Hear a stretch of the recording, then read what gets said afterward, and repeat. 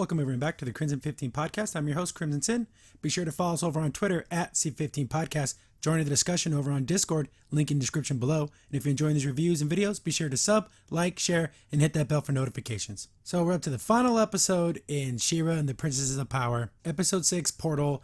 And it's better than season 2's finale because that was, My Two Dads was not a season finale episode. That was just something else. This one actually felt like more of a mid-season because there was no great battle. I was expecting at least there'd be some type of, fight. That there was nothing.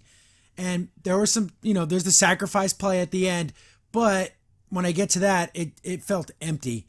So we open up and it looks like, a happy day. It's we're at Bright Moon and Queen Angela's playing with Glimmer, like throwing her in the air and stuff. How old is Glimmer? Is she 5 years old? This should be fun to someone who's like 16, 17 years old. It's very childlike. It's a little embarrassing. I do like Glimmer's little dress here. It looks really nice. And it's nice to see Angela being nice to her instead of them always kind of being at odds. But then we get to see Micah, King Micah, and he's got an okay design. He kind of looks like he has a beard and everything. His design's okay. It's not the best in the world. It's all right. It's kind of cool to see him and hear his voice because we only got to see him when he was a child. But how tall is Queen Angela and how short is King Micah? Because she has like almost a whole head taller than him. I don't know. I'm 6'4", so I don't know. Sorry, short guys, but that sucks. I don't know about that. Then I don't know if she has a name. She's like the captain of the guard. And she's like, there's been an intruder. And we all know, that's Adora. She's been trying to get to her friends, Bo and Glimmer. And they see her getting pulled into the castle. And she's like, Glimmer, I need to talk to you. But then Glimmer's like, who the hell's that girl? So that goes to show, I guess everyone still doesn't have their memories. And here's a funny thing. As things were getting destroyed, it implies that they were being erased from people's memories, which they do a lazy job of showing how all this works. But we get to see Bo, and he's a complete, goofball idiot. He even has glasses on because he's the historian version of himself, the one that his fathers wanted him to be. But we had no Bo and Glimmer last episode, and I liked that episode a lot. And now I realize why I don't like these characters. Bo does an okay job, but Glimmer's the same old Glimmer of, I'm going to do whatever the F I want to do, screw everyone else. I need to talk to this prisoner. I don't know why, but I have to. And Bo's like, why do you got to talk to her? The queen doesn't want you to do it. Don't do it. And she's like, we're going and you're coming with me. Like, thanks for bringing me along on this thing where I know we're not supposed to do. She's like, if you don't want to go, just tell me. She covers his mouth. He says, you can help. It's muffled, but he's like, no, I don't want to go. But then she's like, I didn't hear you. Let's go. And they just like teleport. I guess the interrogation is taking place in the throne room. And they have guards all around, so I guess it's okay. And they bring Adora forward. And they're like, they throw on her knees and everything, which is kind of funny. I like that. Micah casts that truth spell and like hits her with it. And it's like, okay, now you're going to be compelled to tell the truth. Tell us what's going on. And then she gives us the information dump of everything we just learned about the portals. The world's falling apart. Things are breaking apart. Everything's going to die. And I need to talk to Belle and Glimmer. And everyone in the room is like, what the F are you talking about? And even Queen Angela's like, enough of this nonsense. You're lying. And I'm not. And the same thing is they cast that spell so she couldn't lie. Or at least she would be really compelled to tell the truth. And the king's like, I don't know how to take any of this. I don't know who you are. You say you're my daughter's friend, but I've never seen you before. She's like, she knows me. Like, I know her, but she may not know me. It's so hard for her to try to explain it, but she's trying her best. And she's looking at the king. She kind of realized like, yeah, you're not supposed to be here. Basically saying you're supposed to be dead. And like the captain of the guard, like puts the sword to her, not right to her throat, but basically saying, are you threatening the king? It's just so ridiculous to see how short Micah is and how tall Queen Angela is. It's almost like, this is my baby husband. He's so tiny. Then they're like, forget it. We're going to just throw you in the prison. They don't have a prison. It's so stupid. But even Queen Angela, she's fed up with it because she's getting frustrated. She feels like it's a slight towards the king, and she's very protective of her husband. Again, almost like it's her baby, not her husband, like her son almost. It's a little weird. Their relationship, it doesn't come off as husband and wife. It comes off as you're my thing, my toy. I mean, that's not. I don't like that. That's how I saw it anyways. Then they like go throw her in the prisoner's hold. And then all the guards are like, what's that? The spare room. There's no way so no one commits crimes? There's never any thieves or anything like that in Bright Moon? Everyone's just happy? Why even have guards at this point? I'm assuming that this is a commentary on we shouldn't have prisons. I can only assume that's why that's here, because why did they have that dumb joke? They take her away and, Queen Angela is saying, hey, she's lying. She's not telling the truth. But like what she's saying makes sense because I cast that perfect, like my spells are badass. I'm cool. I never mess up a spell. So she had to be telling the truth. Even in Queen Angela, when she was telling her, like, think about it. Do you remember what you did yesterday? Do you remember what you did 10 days ago? Do you remember anything?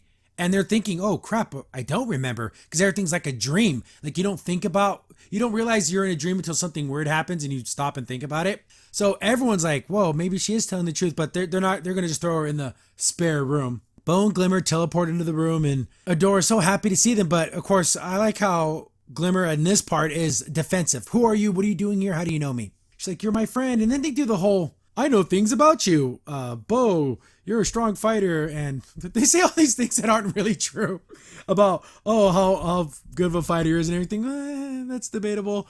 But she says, oh, you don't have to worry about what your dads think. They're proud of you and they love you. Well, that's nice. And he's like, whoa, how did you know?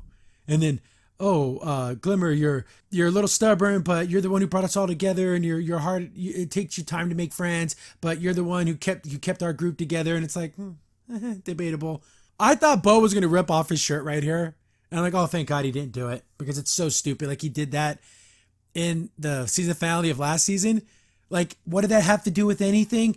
But we get a little mini flashback when she's talking about her dad. And it's like, oh, your dad's supposed to be dead.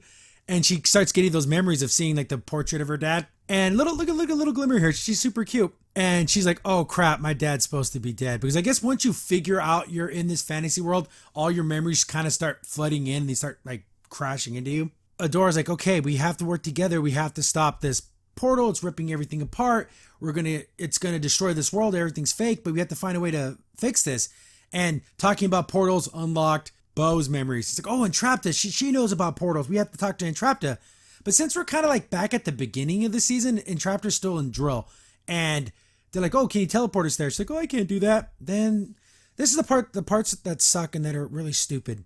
We just do what we always do. They literally run out of the door, Scooby-Doo style, and like the doors kick open and knock out the two guards. Yeah, getting hit by a door would really suck and it'd probably break your nose, maybe chip a tooth, but it wouldn't knock you out. Anyways, they're running down the freaking hall like idiots, and they run into the captain of the guard, and here we go, more pocket sand, and blinds her, knocks her down. How pathetic! Captain of the guard gets blinded by Lady Glitter Sparkles. Pocket sand. They're like, wait a minute, there's a door supposed to be here, but the fractures are happening, so we're getting all that. Same thing that happened when they were in the Fright Zone. Things are being changed and moved around. Queen Angela and Micah show up and like, hey, let my daughter, she's assuming that her daughter's being kidnapped, but like she's running along with her and they're trying to explain things to her. And now Queen Angela's starting to get her memories back. And the worst memory of all is like, oh crap, my husband's dead. So she looks over at her husband. He's like, well, what's wrong, baby? Like, oh, you're not supposed to be here. So all those feelings of dread and sadness and loneliness are like crashing into her. And they're telling her, can't you see what's going on?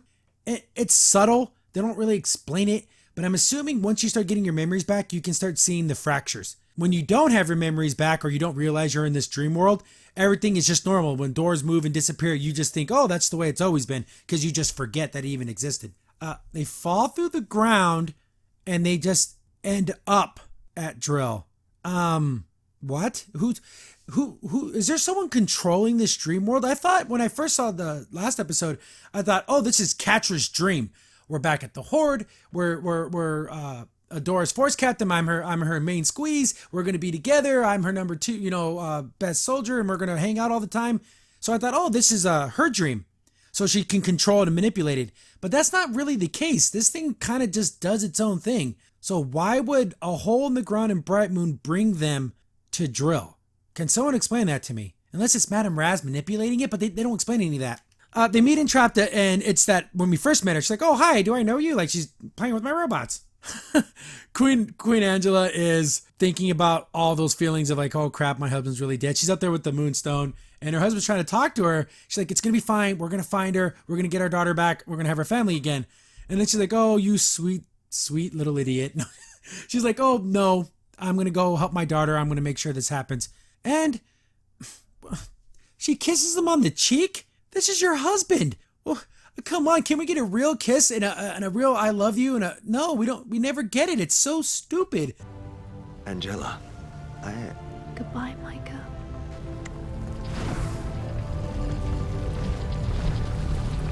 Then she just flies away and leaves him there, and she's super sad because she knows as soon as she leaves, the light's gonna consume him and he's gonna be gone. She lost her husband 2 times, which is doubly awful. Get back to Drill, and it looks straight up freaking Castlevania out here. We got Cillian trapped again, and she's drinking her soda, and it's her juice, I don't know what it is, and it's making like that slurpy noise, but the actual product isn't moving, like the actual liquid.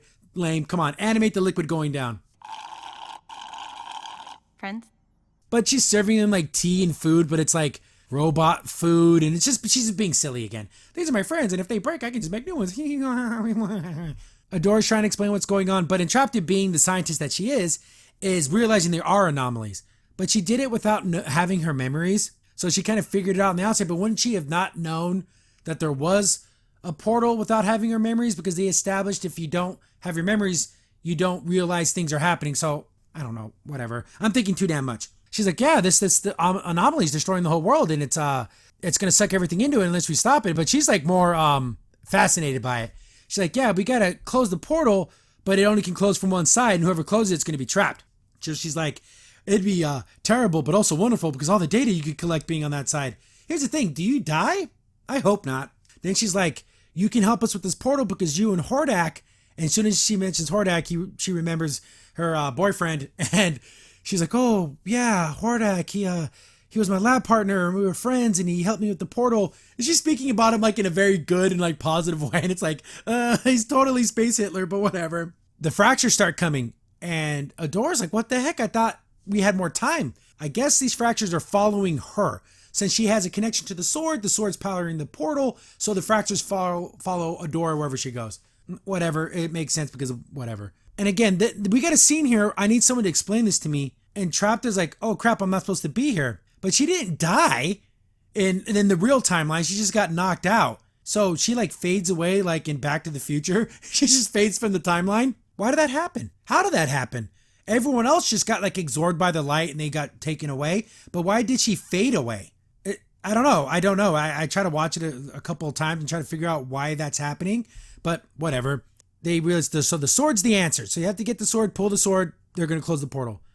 Then, because of reasons, they get teleported to the that spire, the one that Light Hope was in. I don't know its official name, but it's where She-Ra trains. And they just end up there. Is this a time skip where they ran there or flew there or teleported there? Or it's just whatever, let's get the episode moving, and they just ended up there. Adora looks up and sees the stars because that was the whole thing. I guess I just missed that, or I never picked up on it, that there were no stars because Mara sent this world to a pocket dimension that had nothing in it. But if it had nothing, would it not have gravity and all the other forces of nature that are present? Whatever. But there's the other celestial bodies, all the moons and stuff. So she pulled the planet in, all the moons and atmosphere and everything, just not everything else. So they're like, oh crap, where the hell are we? Then we get to see Mara, who looks like a cross between Princess Jasmine and Rouge from Power Stone. They see each other, and she's like, whoa, she didn't even talk. She talked in the other episode through hologram. She doesn't talk here. The fractures start opening up, and she's like, I got to do this. You guys stay here. I'm going to go pull the sword, do what I got to do. I'm going to be stuck on the other side, and that's the way it is. They're like, no, you can't do that. You're our friend. And they do the whole, we remember you, and you're great and awesome, and you're really smart, and yeah. But she's like, sorry, guys, I got to go. They fade and disappear. Again, why did that happen? Why didn't the light just consume them like everyone else? She's super sad. Bone Glimmer disappeared, and she has to go back to 1985 to save him. No, she's crying, but here comes Nega Catra. I don't know if this form has a name.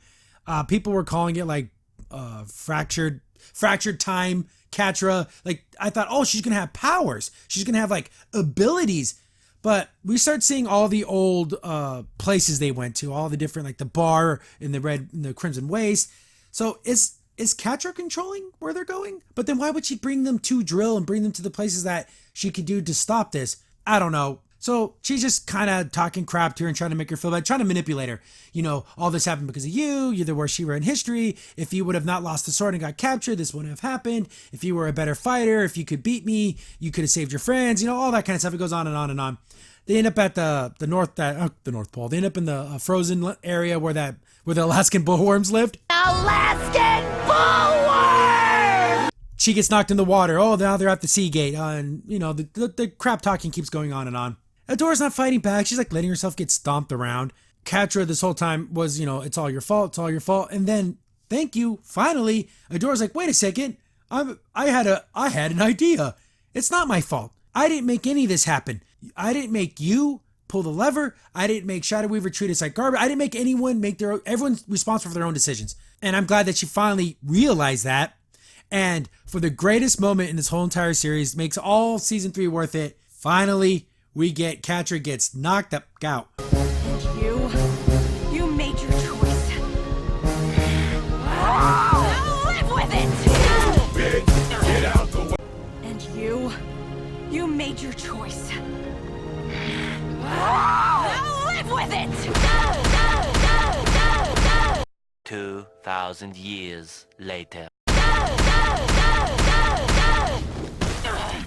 Wasn't that wonderful? I could have made so many more of these, but I had to get the review done and everything else. Maybe later on I'll do some more of these, but damn, it felt good to watch her get hit in the face. Finally, is this the first time Adora or She-Ra's actually landed a blow on Catra? She went down in one hit. She got a weak chin. She's a one-hitter quitter. But, even in that moment, Adora is still sad that she had to beat up her friend, even though it was one hit, even though she was literally trying to kill you. The fracture opens up. They both fall in, and they're both falling. She looks over at Catra, and she fades away into the light, like she gets burned away. Still tears in her eyes because it's still her friend. She still loves her, but like she said, you made your choice. She has offered her, I don't know, half a dozen times to do the right thing, and she never could do it. So F you, Catra, you're done. Her redemption is, I don't know if it has to happen in death. But they kind of already did that in this episode. So I don't want to see another sacrifice play in future seasons if they are, because they already did it. You already blew your load. You can't do it again. She's falling through the sky and oh, hooray, Queen Angela comes in for the rescue. You get one Queen Angela rescue a lifetime. And this is the one she used it right here. She sits her down and this would be cool. This would be an amazing scene, but we know nothing about Queen Angela. We didn't get to learn anything about her, really. We didn't get to see her struggle or fight. She was just a lady in the castle who was in not even half of the episodes. She wasn't in a tenth of the episodes. So everything from this point on loses all its weight because we don't care about the character. I felt worse when Entrapta disappeared, when she said, It was nice being friends with you. Entrapta! and even for that little tiny bit, she's like, oh, I was happy to have a human friend. I felt a little sad there. Here, I felt next to nothing because we don't care about the queen. We see the sword, and this little effect here looks kind of cool with the portal and everything. The sword's powering it. And Adora's like, I gotta get up there, pull the sword, and, I'm gonna be stuck there, but that's my duty. I'm She-Ra. I gotta fix this. Queen Angela grabs her, hugs her, and tells her, no, you brought me strength. And this is something that I wish we would have seen a little bit of this in the actual episodes. She admits, I was a coward. I was scared. I lost my husband and I was afraid to lose my daughter. I let them be brave. I let them fight the battles while I hid in the castle and I stayed safe. She should have said, well, I should have been on the battlefield with them. I'm actually pretty damn powerful, but she's super sad. And she's like, you know what? This is the one time I'm going to get to be brave. I choose to be brave and I have my fear and I'm going to overcome it. I'm going to sacrifice. And because the world needs She-Ra, they need you. She flies up there and does the thing, pulls out the sword, and, we get our goodbyes, you stay, I go. You stay, I go. She throws her the sword, and boom, she's gone. Queen Angela is stuck in that pocket dimension. But if it collapsed, is she dead? Did she disappear? Did that white light get to her and destroy her? But the sword falls down, goes back to Adora with tears in her eyes. She, by the honor of Grayskull, boom, we get back to our real timeline with Hordak, Shadow Weaver, Bo, Glimmer, and Catra. Catra's rubbing her cheek because she probably still felt that punch. Damn, she should have broke her damn jaw. She-Ra walks out of the portal, slices that thing in two, closes it, and we see Hordak with this super sad, pathetic, defeated look on his face. It's like, is he sad that he couldn't get his message out or get his fleet back? And Cat's like, we gotta go, we have to run away. He even touches like his little badge, which I'm assuming is that for Entrapta, or was that for his Horde army badge?